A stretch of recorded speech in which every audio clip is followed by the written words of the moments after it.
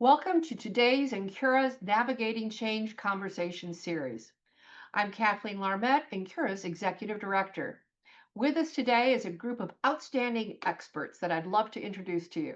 Roseann Luongo, Senior Director, Education and Research at Huron. Roseann is a research compliance professional with over 19 years of experience. At Huron and as an adjunct faculty at Emmanuel College, she focuses on regulation, interpretation, and compliance.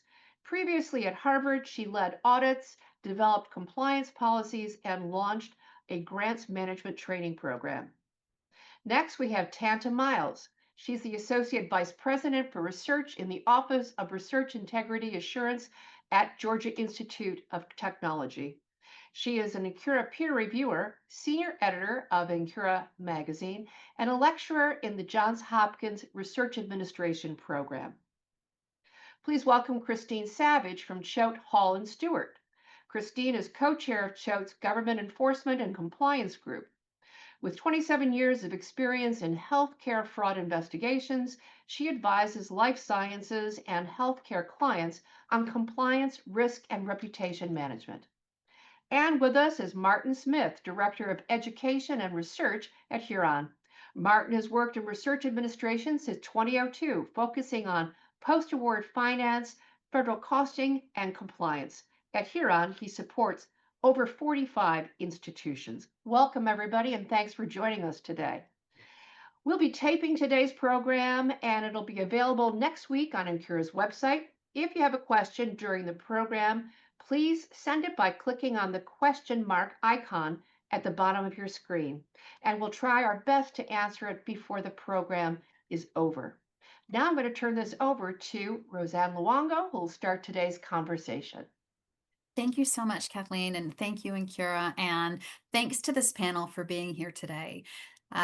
So today we're going to, I think, take a moment to reflect on where we are. It's now June of 2025. I guess first question before we even get into the poll question is, how long has 2025 been? Do we know? How long does it feel? Feels pretty long, but the good news is we're all still here. Right? We're all still in this great community. We have incredible opportunities like this and other forums to have good discussion. And so with this, as we reflect on sort of where we are in June or late June in 2025, where are we now? So we're going to go ahead and start this first poll. And so the question is, what is impacting your institution most at this point? Is it the cuts related to DEI and funding? Is it the indirect cost changes, or, where are we going to go with that? What can we get reimbursed for with indirect cost? Is it thinking through award terminations? Is it something else on your mind, or is everything going fine? Is everything okay? So I'm going to turn this question to the panel while we wait for some of our votes to come in. And, panel, where are you right now? How are you doing for June 2025? I think the biggest thing is that terminated awards is really impacted. I'm working as a grant accounting director at one of our clients, Roseann, and that's overwhelmingly driving conversations. Yeah, thanks. So I would say, Go ahead, Tanta. no, I was just going to say, I would say that it is, if I could pick something that's a single choice, it's going to be right now terminated awards, but it is really just the group of things. It's like that level of uncertainty with all of these particular things. But yeah, terminated awards are a big issue for me. Yeah. No, I would just say from the outside perspective, it's sort of like that movie, Everything Everywhere All at Once. There's a lot going on, and trying to manage all of it at the same time and figure out, sort of from department to department, institution to institution, what needs to get tackled first. Great, thanks. And actually one of our, and if we can, I think, release the poll so we can see what the results of that are. And we had one of our commentators in the Q&A say, actually, all of the above. I feel like it's a little bit of everything. So I think Tanta, the, terminated awards, I think you called it right there with some of that. And Christine, I think that is an area that we're faced with next, right? We've had maybe a couple months to settle into the concept of indirect cost changes. And so, with that, maybe we're kind of processing that. So it's a little bit of everything. And I think we can safely say, would we agree, panel, that there's no shortage of things at this point that are impacting the industry. We certainly have the complexity that we've always had, but we have that added complexity of regulatory changes that we're going to talk about a little bit. We have the additional additional complexity related to changes even in some of the basic processes that we've become accustomed to in managing research all of these years. Examples are, no cost extension requests, just, easily with expanded authorities, now a little bit more complicated. Those draws that require additional information. I think we've always had a level of scrutiny, but we find ourselves in a position where maybe there's a little bit more scrutiny, or scrutiny in ways that we had not become accustomed to before, in new ways. Executive orders being a way in which we're learning about requirements related to the funding that we have, when previously we had, really relied on agency guidance or federal regulatory guidance. The indirect cost cap cups, where we're going to be getting into funding priority changes, new types of funding, different types of funding that is no longer available. Agencies coming out with changes, federal budget cuts. We're going to talk a little bit about where we are with the federal budget right now, what that will tell us, and when we think we're going to know more. And certainly, I think there's this undercurrent of the uncertainty of where we are at this point. The budget cuts and the changes to indirect, sort of these changes impacting both direct and indirect lead us to institutional budget cuts, and how institutions are facing that or approaching that in different ways. We talked about those terminations, having awards that we'd had in place at some institutions for 40 or 50 years. And now we see those awards being terminated. And in some cases, I know, Christine, we're going to get into legal analysis next, and maybe some of those changes, are they terminated or are they not? Is that a question that we might need to ask ourselves with some of these? We'll get into that litigation. And then, we also think about the resurgence of the America First. And when we say that, it's the Buy America. Even when we think about vendors, or we think about ways in which we're procuring things, we saw this on a couple of agency questionnaires, or I've seen this on a few agency inquiries for awards, and it's, tell us how purchasing this from an international sponsor or a non-U.S. sponsor, how does this benefit the American people? Or how does not having a U.S.-based or a domestic-based subrecipient, how does that benefit the American people? And so, having to think about managing research in different ways. Panel, would you add anything to this or any additional context before we get into the legal analysis? I think that the important thing to think about also is this isn't happening in a vacuum of just the research mission at your institutions. We're also looking at declining enrollment on the instructional side. You're looking at endowments that are not returning the returns they've had in prior years.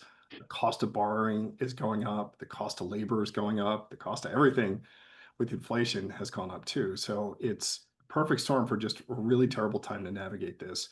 One other just final point is, having gone to many Incura annual meetings and FRA sessions over the years, we've always framed some of these response issues as responding maybe to an audit or a sponsor inquiry, but it's happening on a grand scale all at once, where the scrutiny is just across the board, which we'll get into in more detail. But it's just this perfect storm in a terrible time and not happening in a vacuum. Thanks, Martin. All right. Anything else before we move forward? No?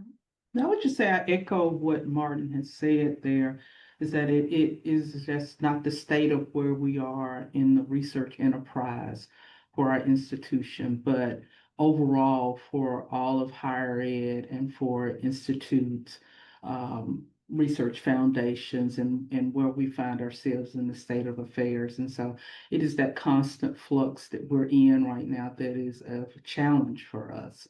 One of the things I would just say quite quickly, there was a comment from someone in the audience about going back to the slide about the introduction, just quickly, if you could, Sure. just so that we can see that.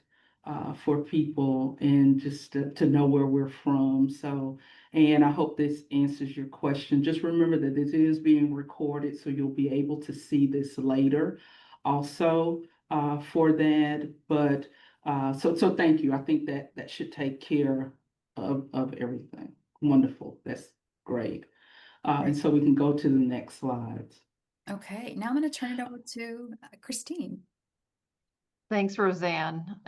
So for those of you who've participated in last month's session, there were a number of legal questions that were addressed. And I think the things that were swirling 30 days ago, or maybe 45 days ago, I think it was in mid-May, were, the question of blanket terminations. Were those going to continue? Did the federal district courts have jurisdiction to hear these cases, or was everything going to get thrown into the Court of Federal Claims in Washington, D.C.? And then how quickly were courts going to rule on these things? Were we all going to be sort of sitting in limbo for 4 to 6 months waiting for a decision? And I think the good news over the course of the last 6 weeks is that the courts are acting quickly. They're acting decisively. And at least in the District of Massachusetts and in the District of California, they are standing their ground that the federal district courts have jurisdiction to hear these cases. And they are invalidating blanket terminations on multiple grounds. That doesn't mean there's still, there's plenty yet to be resolved. The government is appealing a number of these cases, and so we're by no means sort of out of the woods on these things. But we should be encouraged. Courts are willing to hear these cases. They take very seriously the immediate and irreparable harm that is being caused to individual researchers, to institutions, to higher education more broadly. And they're taking action. And that's, I think, a real positive that we can look at over the course of the last month.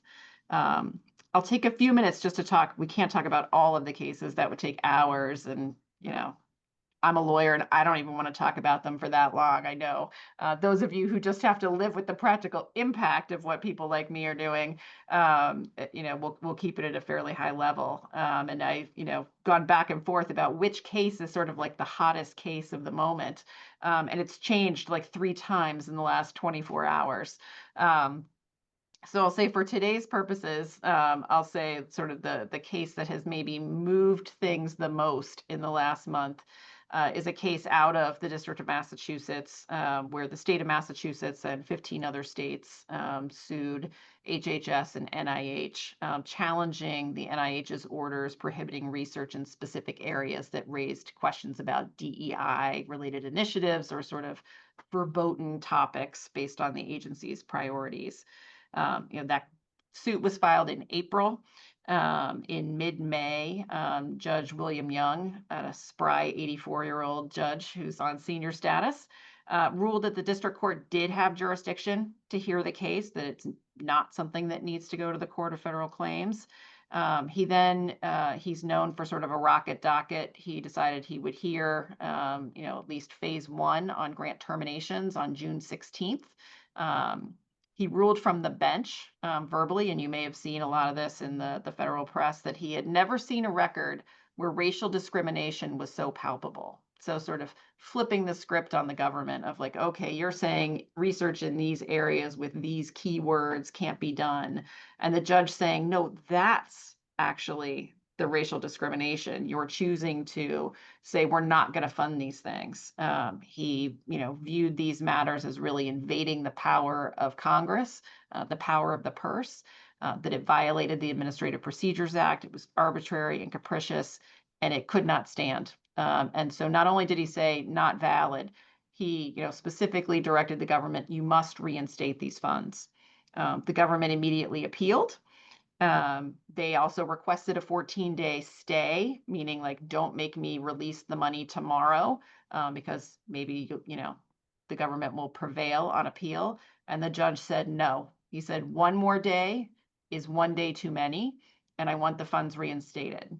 And yesterday afternoon, Michelle Bowles at NIH apparently sent around a memo saying for the 900 cases that are covered by this particular case and a companion case, they are to take steps now to reinstate those funds. So obviously we'll need to see how quickly that happens, but that's obviously a wonderful wonderful result in that particular case. She also apparently indicated in the email out to her field that there would be more instructions to follow. So fingers crossed, that means more good news. We know earlier in the day yesterday, she put a pause on additional terminations, sort of using the same type of rubric. And so, that's the one I'm sort of putting like number one on my hot topic list. The second one, there was a new case filed this week by a group of 20 states in the District of Columbia, again in the District of Massachusetts. And that one is really focused on sort of the 5 words from the uniform guidance that have been used for another category of blanket terminations. And that's really looking at the phrase, no longer effectuates agency priorities. And the argument from the states is that's effectively allowing the agency to terminate existing awards based on a whim. If the government just decides they don't like it, they can terminate the funds, and that the reliance of institutions on that funding really just cannot be undermined to that degree.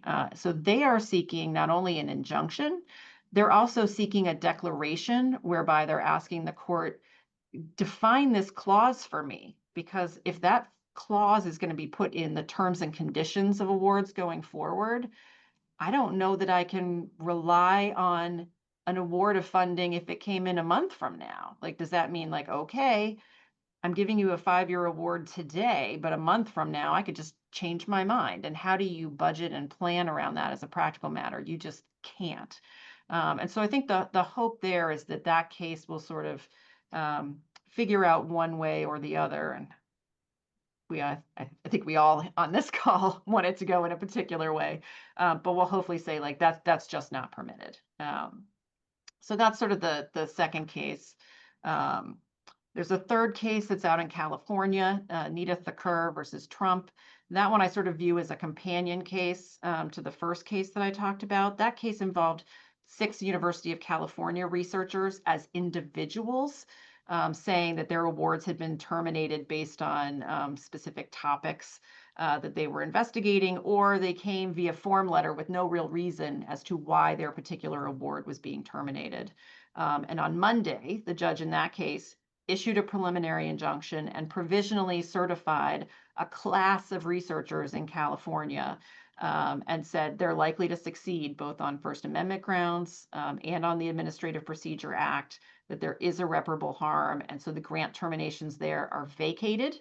And then the court took the additional step of preemptively declaring void any similar terminations. So again, we've got 2 courts, opposite coasts, with some really positive decisions on that sort of blanket termination type issue. Then the next category of cases I would say are sort of institution focused. And as everybody I think knows, Harvard has been a real focus of these types of cases where Harvard has pushed back. One of those has to do with sort of the overall termination of their federal funding, both new and existing, with the claim of alleged anti-Semitism and bias. Harvard very quickly sued in that case, claiming First Amendment violations, violations of Title VI, sort of that arbitrary and capricious standard from the Administrative Procedure Act. They moved for summary judgment in early June, so sort of skipped over. So, we're not going to ask for a temporary restraining order. We just want a judgment on the merits. Like, we're going to push the government to really, if you think you can do this, prove your case now. Briefs are in on that. There have been, probably at least 20 amicus briefs, if not more, or friend of the court briefs. There's a hearing in that case scheduled for July 21st. So I think we'll know a lot more a month from now on that case. We then had the cases at Harvard involving the ability to enroll foreign students or retain staff who are here on visas or exchange visitor programs. So that case has had a couple of interesting turns. So initially, the government took the very unusual step of revoking their certification to process visas. That was enjoined within 24 hours. So the judge just said, nope, you're not going to do that. The government then took the additional step of, okay, if you won't allow me to terminate the certification, because there's actually a regulatory process by which if you're going to terminate it, there has to be some back and forth, there has to be a hearing. None of those things had happened, so the judge said not valid. The president then issued a presidential proclamation trying to do the same thing, and the court stopped that and said no. So as of now, it's sort of viewed as like if at first you don't succeed, find another way to fail, and that's what they've done, which is great. And so for now, at least, we're in a position where Harvard has the ability to continue to process visas, and anybody who was impacted sort of by the pause is put back into the same status that they were sort of before that revocation happened. So that's sort of the second type of sort of large case where, the Harvard cases, I think, are really going to help determine whether or not the government has the ability to do blanket terminations or, from a broad perspective, hit a particular institution where they're not looking at a specific award. What is that award doing? What is that researcher doing? But just sort of like, we don't like this particular institution for one reason or another. And so that's the second set of cases. And the last is the indirect cost rate cases. So those are continuing to sort of churn through the system. There's a number of steps sort of coming down the pike. As I think almost everybody knows, for most of these cases, there are preliminary injunctions in place, sort of allowing people to continue to use their negotiated rate for existing awards. I think again we're gonna see more in the next couple of months, but for DoD, NSF, the Department of Energy, NIH, effectively all of these things are on hold. Briefing is underway, and I think at the First Circuit, we've got an appeal of the first decision that was made by Judge Kelly back in April. Unclear whether that will get to oral argument or whether the First Circuit will rule on the briefs. But I think, again, the hope is that by the end of the summer, we'll know sort of where that stands. Doesn't answer the question of what's going to happen going forward. And I know we're going to talk about sort of indirect cost rates, I think, next. So that's sort of the state of the legal world at the moment. And stay tuned, because my guess is, 2 weeks from now, things will continue to change.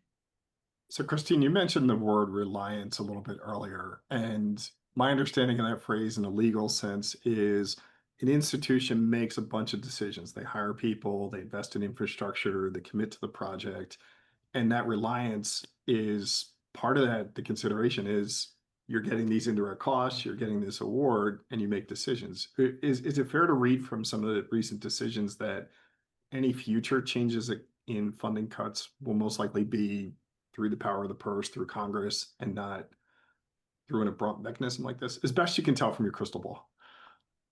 Yeah, I don't know how good my crystal ball is, but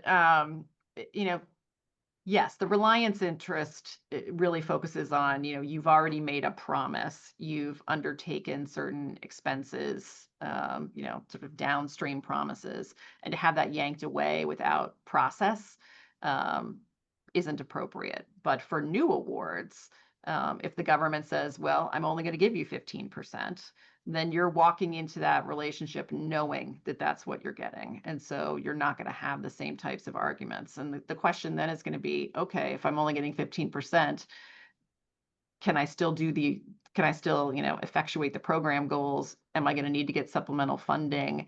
Is the government going to care less about potential funding overlap where they're not covering your costs? And I know we're going to get into that discussion a little bit later. Well, thank you. Yeah, I think we'll move forward into our next section. And I know that we have a number of questions in the chat. And so what we're going to do is we're going to get through some of this content, and then maybe we'll group some of these questions and answers. So with that, I'm going to pass it over to Martin to talk a little bit about sort of the state of where we are with indirect costs on June 26, 2025 at about 2:24 Eastern. So, things are changing rapidly, right? Right. I mean, you do mention the time, because in the preparation time to get ready for this, like the whole world could have changed and these could be completely outdated. Yeah. I'm sure a lot of people participating here are familiar with the JAG, but if you're not, it's a good grounding to get everyone on the same page here. So the Joint Association Group is a number of advocacy groups that represent higher education and research associations. And they form together knowing that in a forward-looking budget bill or future award notices or regulations that there could be changes to indirect cost, why don't we as the collective research community propose a model that appears more fair? So part of that is to understand, like, okay, let's acknowledge that the current F&A model is outdated, or maybe it's problematic with the calculations, or maybe it appears too aggressive. But let's propose some models. And they started from scratch. One was to say, hey, let's rethink it and come up with a really simple model, which I call Model 1. And then Model 2 is more what I would say is discrete charging. There are 2-hour webinars in this, multiple webinars discussing this, and it can obviously change based on the input from institutions. But the point is that these discussions are happening out there. What I've heard from some colleagues that are speaking to government relations people, they're saying that there appears to be bipartisan support to rethink this and come up with something better than the 15% that was proposed in the NIH notice back in February, and then of course subsequent agency letters. So what they asked institutions to do last week was to test these various models, and and then also a hybrid model which takes elements from the two to see what the financial impact would be. We do have a poll question in a moment to go through. Actually, do we want to launch that? Why don't we launch that right now? Okay, we're ready to launch Yes. poll question number 2. And so the question is, if you've gone through the different models, one being Model 1, as Martin went through, which is more of a flat F&A rate, or Model 2, which is more discrete charging, or hybrid, which one have you gone through in terms of modeling or your analysis? So we'll wait for a few moments to get some answers to that. A question in the chat earlier was, how do I vote? Once the poll is launched, which it is at this point, you should just be able to select the choice that you would like to move forward with. And so with that, Martin, can you tell us a little bit about how institutions have been modeling this based on your work with folks? Okay, sure. So with the flat model, actually, let's jump back a slide if you don't mind. Sure, yeah. So and again, this is oversimplified, and there's a lot more details that take much longer to go through. But from really high level, Model 1 is more of a flat model where, depending on the type of institution you are and where the research is residing, is it in a wet lab or clinical space? So there was just different add-on components to that, and then netting out your subawards, because there's one school of thought that maybe all subawards go away and that awards are directly made by the agencies, and to see how that compares to your actual indirect cost recoveries. So there's what they call the effective rate, which is if you apply your rate to all cost, what is that actual recovery versus your negotiated rate, which, as everyone in the industry knows, not all sponsors pay that, not all awards pay that. Just a way to see in aggregate, what is your recovery? Does it go down or does it go up with these models? And then Model 2 is more, I would say, I don't want to call it exactly similar to the current construct, but it gets into various elements that you discretely charge where you can. So do we have poll results for the first one?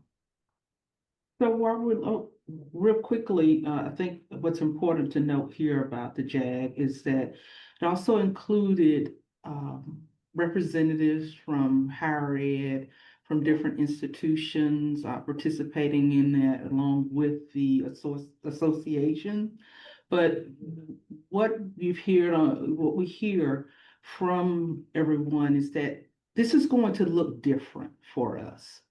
And so we need to prepare for this. Better for us to come up with some possible solutions to make this more simplified so that a broader audience can understand what the process is. How do we get to these numbers so that we are not stuck with what we know is something that will not work or is not sufficient to cover the cost that's imposed in trying to do research. So I just wanted to make a note about that. No, definitely important note there, Tanta. So the poll results are really interesting because this is following what we're hearing from our client institutions, and that most favor Model 1 for the simplicity compared to Model 2, even though Model 1 may recover less than what Model 2 is. And then to the group that selected a hybrid method, that obviously there's still some discussion as to whether there's a better or different way to do it, where you have some components of both models in a new indirect cost recovery. So as of this moment in time, there's not any guarantee that the government would agree to this. But again, from what we're hearing, it sounds like the government relations people are pretty confident that people on both sides of the aisle are interested in something that appears to be more transparent. And Tanta, to your point, that the government officials can understand and the public can understand too. Yeah. So And that's actually one thing I think even in talking with colleagues and others, it's, what can we do as an individual right now? And I think, having an understanding of what indirect costs are, really what the impact of them are, and then thinking through, I think, Tanta and Martin, to your points, how do we get to a place where it's better understood, clearer, and helps to serve the purpose of supporting research? So if we could go to poll question 3 and launch that, please. I mean, I made some assumptions based on what I'm hearing, but I'm curious what the audience here thought. And so if you answered the previous poll question, if you could pretty much tell us why you made this choice. Is it the better cost recovery or easier to administer? And if you're not sure, that's fine too. The votes are all anonymous too, which is very important here, right? Yeah. Okay. I think those considerations are important as well, though, right? Having a complex option that's very challenging to consistently administer might have downstream effects for, audit, or just challenges with consistent application, impact, cost recovery, etc. A lot of institutions used to have their own F&A shop that they would call it, because before uniform guidance, you're doing rates every 4 years. You pretty much had a year off. You're always planning for the next rate, negotiating a rate, doing your space survey, getting readiness. But then once uniform guidance allowed the one-time extension, after each proposal, then it could go 8, 9, 10 years between proposals. And we've seen a lot of it phase out with retirement. So now if we do go to a model that requires more administration, a lot of institutions don't have the bandwidth to actually make those calculations. So we could close the poll. I'm curious to see why everyone made their choices. Okay, yeah. It's almost the same distribution, right? That if it's easier to administer, there's a cost benefit to that, right? So even if option 1 ends up with reduced indirect cost recoveries, the simple fact that it's easier to maintain, it might be worth it. But I know, depending on the size of your portfolio and the budget models you have, that institutions are really trying to understand this. Which leads us to the second side of the prior slide there, Roseann, if we can look at the list again, please. Yes, of course. All right, so I feel like we always have a to-do list when we present, right, Roseann? There's always something else that people should think about. And I started with the perspective of understanding that this is not happening in a vacuum in higher education. A lot of the leaders where research administration offices report up to, it's either a VPR or a CFO or a dotted line between the two. They're considering all the impacts of the strain with foreign students, to understand that enrollment's down, the population overall in the country is down, that the number of college students coming on campus aren't there. State appropriations are tight. Things cost more. Borrowing costs more. So understanding the changes to the IDC calculation methodologies, I think, is going to be really paramount. Understanding that all these other revenue streams are under stress right now. We've heard of institutions merging, into institutions closing. That was something that was unfathomable when I started in this profession. Kathleen, thank you for saying 2002. I just stop at a certain year, like, 20 plus years experience, but a lot has changed, right? So the first thing is, I think you really need to understand your methodologies and get under the hood to see what the dollar impact is. Even if you're not aware of your budget models or what's happening behind the scenes in the academic departments, this is going to have an impact on your institution. So I had an interesting conversation with a colleague the other day who said, well, what if we don't really use our indirect cost recoveries to cover indirect costs? Does this really matter? My response is, yeah, absolutely. And because ultimately all the revenue streams, when you're taken together, are supporting the entire operation, and any reductions in revenue, particularly if it's significant, puts the whole thing at risk. So I think the first step is calculate these different methodologies and understand the impact. And that's tough for some institutions to do. As I mentioned, you might not have your own costing shop. You might not have good reporting tools at your institution. Your data might need to be scrubbed. And really the turnaround time, I think it was about a week or so, wasn't really that great, considering it's year end at many institutions that are at a 6:30 year end, and there's just always a lot going on too. So the next is, have Yeah. you evaluated the impact? Now, I'm not sure if a lot of people just didn't answer the poll, or maybe they just didn't go in and do it or don't have that responsibility. But I think it's a really important to know. So I'd want to make sure that my institution is understanding the impacts of these models and preparing and looking ahead. The third one here is, let's say, and this is make pretend, this is part crystal ball, part trying to read the tea leaves of what's happening. Let's say there's a new federal budget that's voted on before 2 minutes before the end of the fiscal year.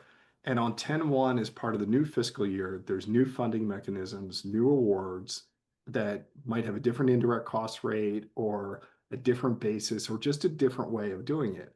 You're going to have systems on your front end. Your budgets are going to have to be able to reflect that in your ERA, proposal development systems.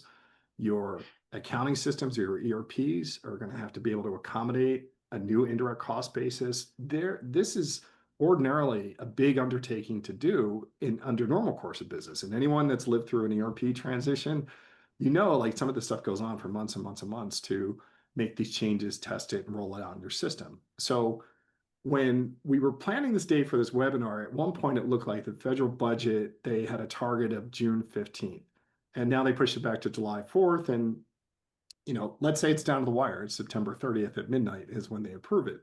So I guess the point of connecting the dots there is, whenever that budget's approved, we'll get a sense as to what some of the new funding for different programs might be. And we might have some other clues as to whether indirect costs are memorialized under the old method or whether there's some new method introduced. But let's say it gets down to the wire and at the end, you might have very little time to react to this. So I want to start getting ready to understand, do you have the resources available for when you have to flick the switch in your systems?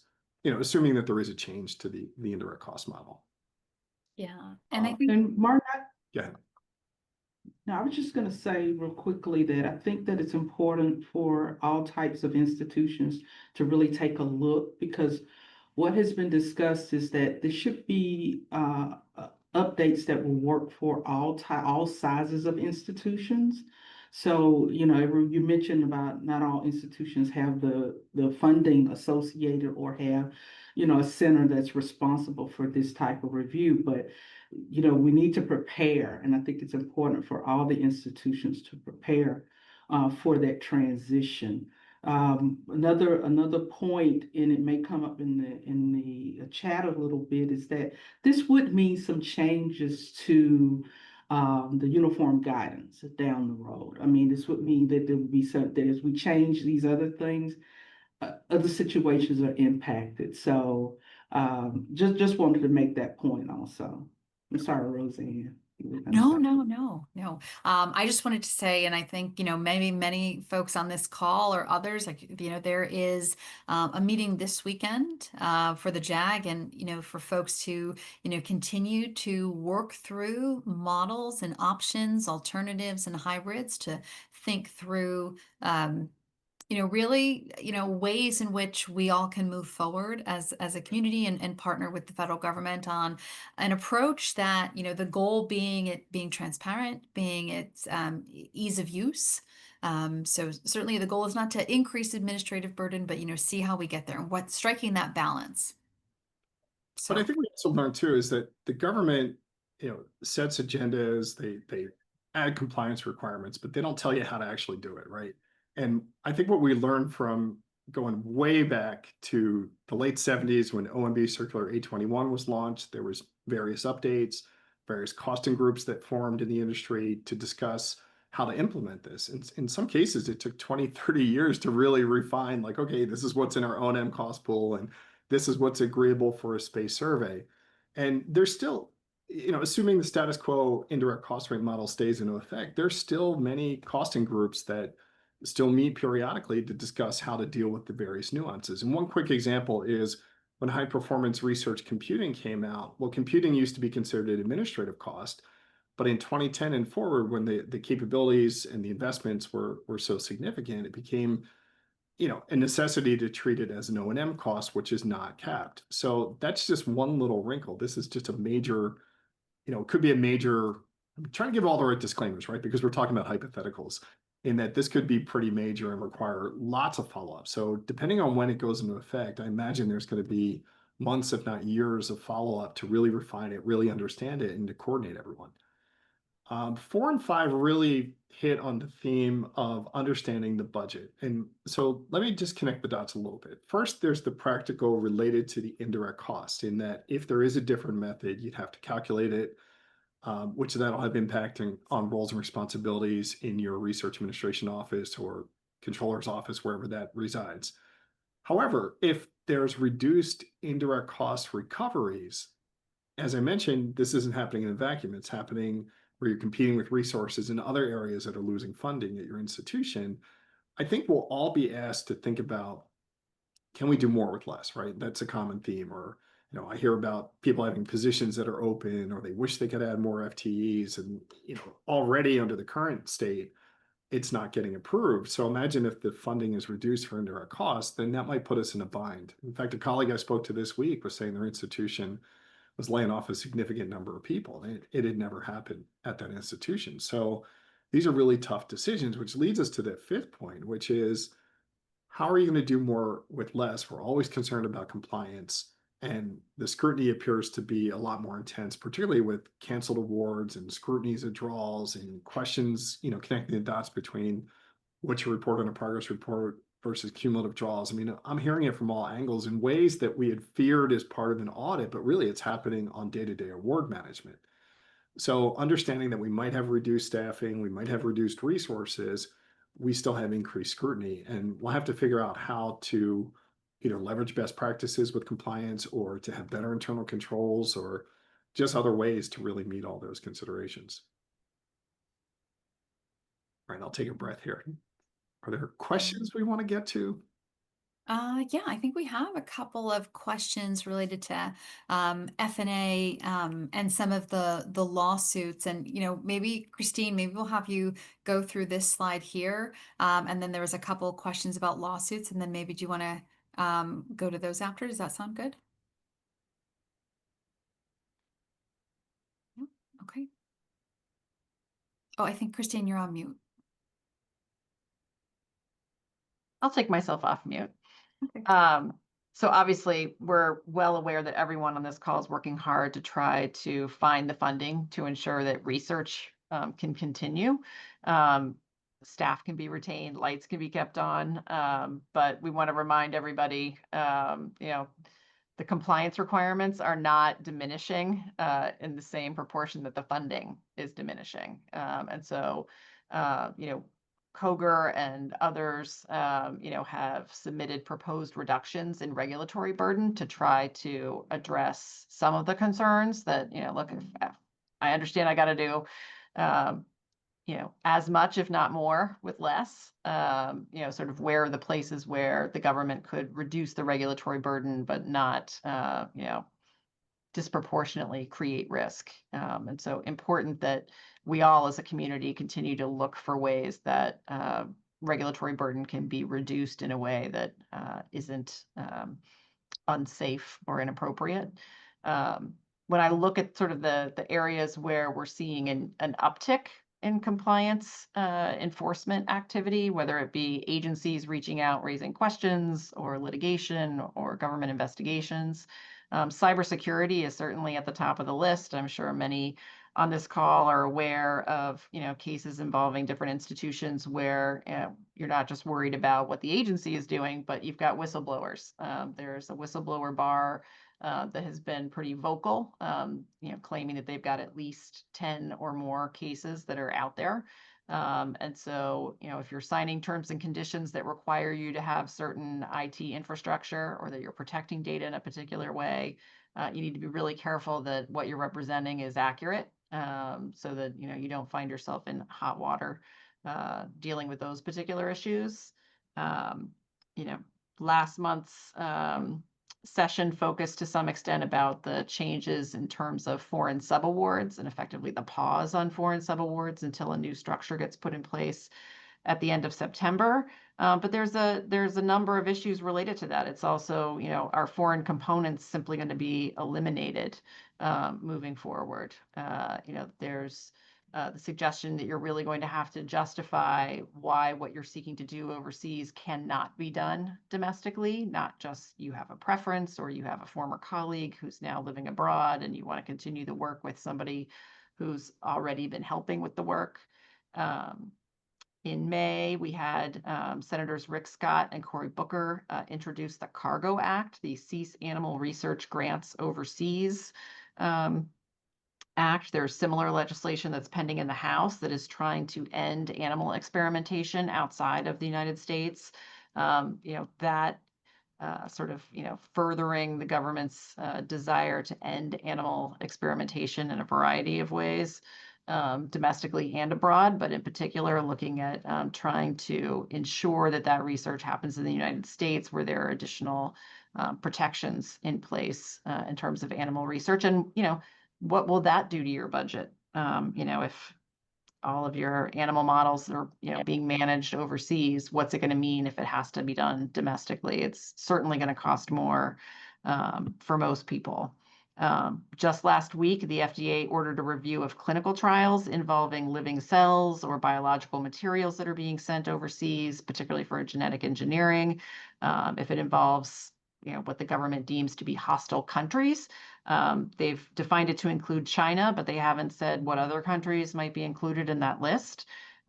Stated concern is that they're worried about participant consent, exposure of Americans' genetic data for potential misuse by foreign governments. And so again, different types of research that might need to be sort of rehomed. And what is that going to do to your budget, to your collaborations, the ability to finish projects that are already ongoing? We also have the Deterrent Act that's sort of, you know, been floated a few times around. It's been passed by the House. It's sitting with the Senate right now, which would change the gift reporting rules. I think particularly at a time where we're concerned that federal funding is diminishing when you look at the budget proposals, you know, where some of those budgets may get slashed by half. People are going to need to look for new sources of funding. And if those new sources of funding are coming from abroad, if you're lowering the dollar threshold by which you need to report, and for countries of concern, that's $1, you need to be reporting. That's going to add burden to groups that you may not have adequate enough staffing for. So another thing to sort of keep an eye on over the next few months. And then we've got matters that historically would be dealt with administratively. You know, 5 years ago, we had a number of cases where institutions had people that were leaving the US while bringing materials that they had been working on in the United States. And people were getting arrested at the airport, people were being detained, people were being questioned. Now we've got that happening in the opposite direction. People are trying to bring things into the United States, and we're having questions raised. And you know, we have the case in Michigan right now where there are 2 Chinese nationals who are alleged to have brought in a particular fungus. They've been charged criminally with smuggling. The concern is whether or not there was agroterrorism involved. You know, there's another case that involves frog embryos, you know, not hazardous in any way. That too, right now is being pursued as a criminal smuggling case. Typically, those types of cases would be, you know, take whatever it is at the border, return the researcher back to their home country. Maybe there's a fine, maybe there's some sort of administrative sanction, but now we're seeing these things being pursued criminally. And so there really is a ratcheting up. And so what does that do to how you onboard and offboard people from labs? You know, how are you making it clear to people what they can and cannot take, and that they may be putting the institution at a much greater risk by doing something that, you know, they just weren't thinking about. And then the final piece really, again, sort of, you know, back to needing to find additional funding sources is, you know, looking at your conflict of interest office staffing. If all of a sudden I need to get funding from 5 places and I'm getting private foundation and private industry research, or I've got, a wealthy donor from overseas who's really interested in what I'm doing and they want to give me funds, that's going to really ratchet up the amount of disclosures, both that people need to be reporting, but then someone's got to go through all of those and make sure that, they're legitimate and aren't raising the risk profile of the institution. So, this is sort of the, we've gotten some good news on the litigation front. There are other ways in which we need to just be careful and preserve the dollars we have, and find ways to make sure that we can stay compliant. Thanks. Yeah, and I think related to that, I think it's going back to performing those risk assessments to identify, okay, where do I need to focus, in a smart way with, the limited amount of dollars that I have to make sure that we have these controls. And I think even with the Deterrent Act and the gift reporting requirements and the additional scrutiny on that, we have seen, many clients have, ongoing investigations and new investigations starting up related to that, which has required them to take a look at those controls, take a look at those processes, and make sure that they have the information they need. In other cases, just to be aware of, there's still this level of diligence that needs to occur because audits are still happening. Even though the government has had some significant cuts, we have heard many cases of audits still being live and investigations still being in process. And I think, Christine, as you point out, whistleblower cases are still alive and well, and we see them as well in terms of what institutions have to contend with.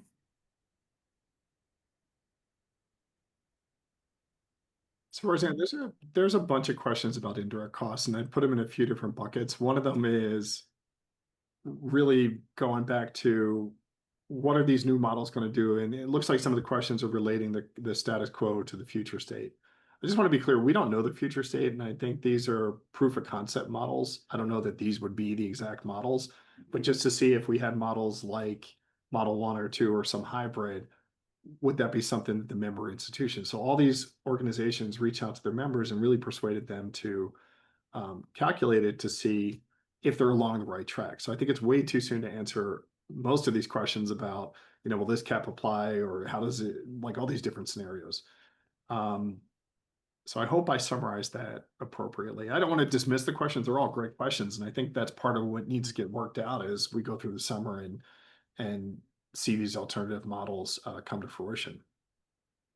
Yeah. And I think, and someone else had asked a question that I answered in the chat, and it was, do we think there'll be negotiation after one of these models is adopted? I mean, if a version of one of these models is adopted and it's a flat rate, I mean, maybe not. Maybe you wouldn't see the need to negotiate it if it's fixed, or if it's fixed with some option on top in terms of peripheral rates. I think maybe what we could see is perhaps after the fact review to verify the calculation and the reasonableness of that. I don't know if Tanta, if you have other thoughts related to, what we think we could see with that, but the only thing I can think of is, if you're not negotiated at the forefront, I could see you maybe having some need to justify that calculation or support that calculation on the back end. Yeah, I don't have anything to add. It's like sort of in flux. Like, where are we going to be? What are we going to need to do? I saw a question in the chat related to, like I mentioned, about uniform guidance. How would that look? When would that happen? We don't know. This is a change that's continuing. So, but I think overall it's important to really at each institution to look at what you're doing, what you have done. If you haven't had to negotiate a rate. If you've done that, what are you doing now? A number of institutions have working groups that are thinking about this, looking at these models, thinking about what it means that if anything related to 15% or anything else holds, what does that look like? Because it's significantly different from what people or institutions were receiving as a reimbursement for costs that they already have, put out there related to that. I think that's an important point that gets missed sometimes. Institutions have already have these costs associated with this work. So this is a reimbursement of that. And how will that look for us? And I will say that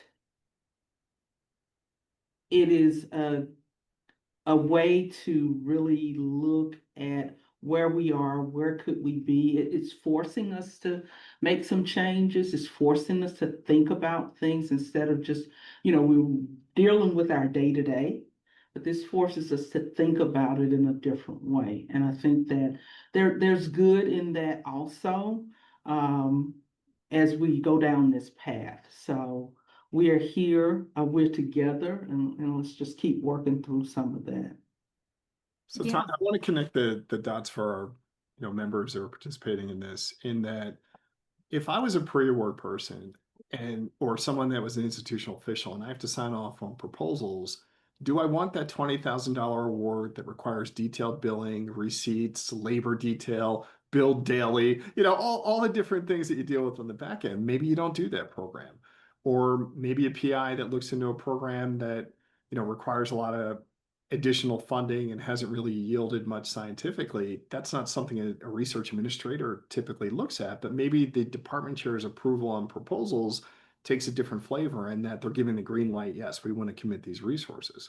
So I think it's going to force a lot of scrutiny, but we have to start connecting those dots soon, that we're in a dynamic environment. I have 3 state institution clients that all told me their enrollment has went down and they've never had enrollment decreases. We're upon a new age where we have, and I don't want to be too dramatic, but there's less people going to college at this point in time right now.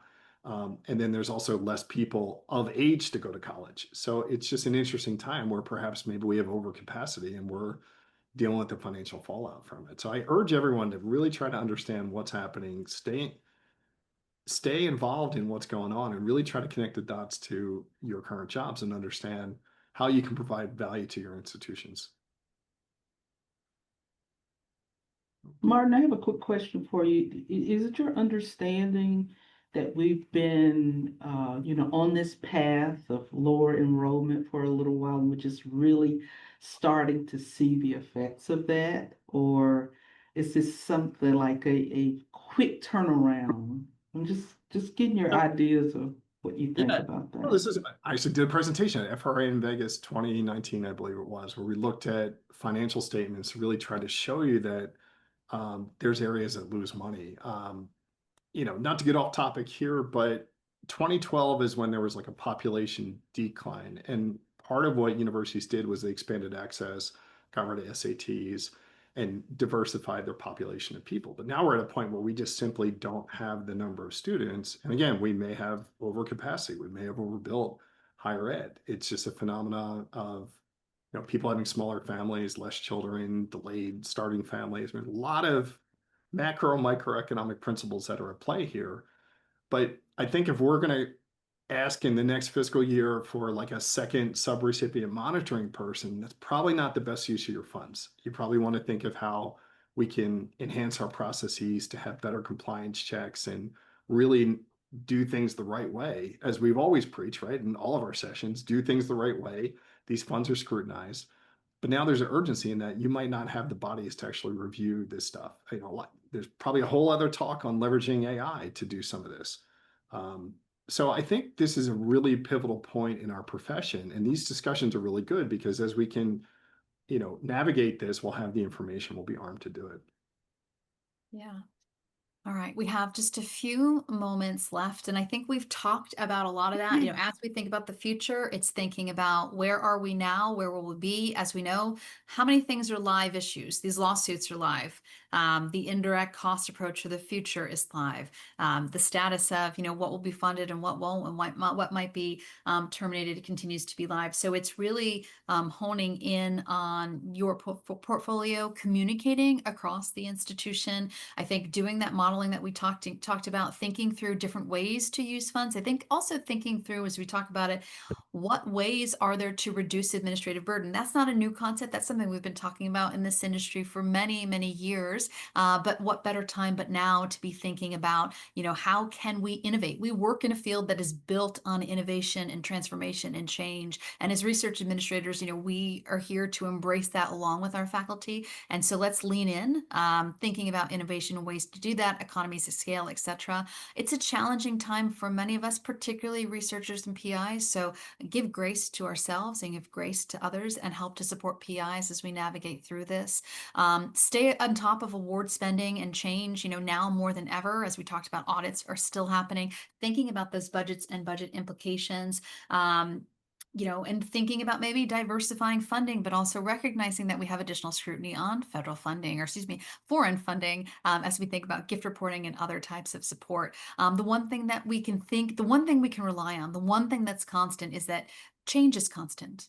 Right. And so we navigate through this uncertainty together. This community is great. We thank you to this panel. Thanks to Incura. Thanks to all of you. And Kathleen, with that, we'll turn it over to you. Thanks, Roseann. Many thanks to our panel of experts, Roseann Luongo, Tanta Myles, Christine Savage, and Martin Smith. And thanks to you, our audience, for joining today's conversation. For more information on the changing federal landscape, along with another 200 plus sessions on research administration topics, be sure to join us at Incura's annual meeting, August 10th through 13th, here in Washington, D.C. Until next month's conversation, have a good day. Thank you so much. Thank you.